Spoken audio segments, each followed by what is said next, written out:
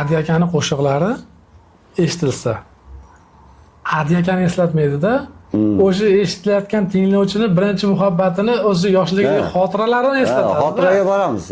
U bor. Qo'shiqda To'g'ri. haligi eshitilinish sababi ham shunda deb o'ylayman. Nimagaki, qo'shiq nimadir voqeani yodga soladigan Yoritadi-da, ma'noda. qo'shimcha. Endi shuni hisobidan mana siz yaratgan obrazlar, siz yaratgan qo'shiqlar boshqalarni hamma zo'r qabul qilib boshqa bo'ldi. Kendayam munosabat qanaqa bo'lgan? Shu siz mana muhabbat haqida qo'shiq aytyapsiz, siz sevasizmi deyapsiz, sevaman dedi bo'lyapti-da.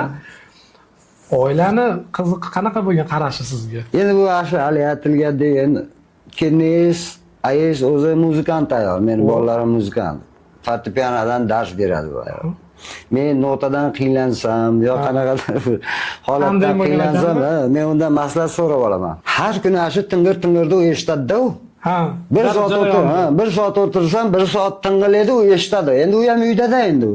Baqiraman, chaqiraman, bu narsalar.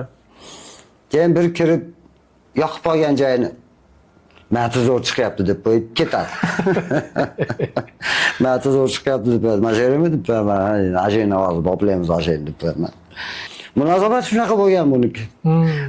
Ijobiy bo'lgan, shu yaxshi narsa bo'lyapti, yaxshi narsa chiqyapti.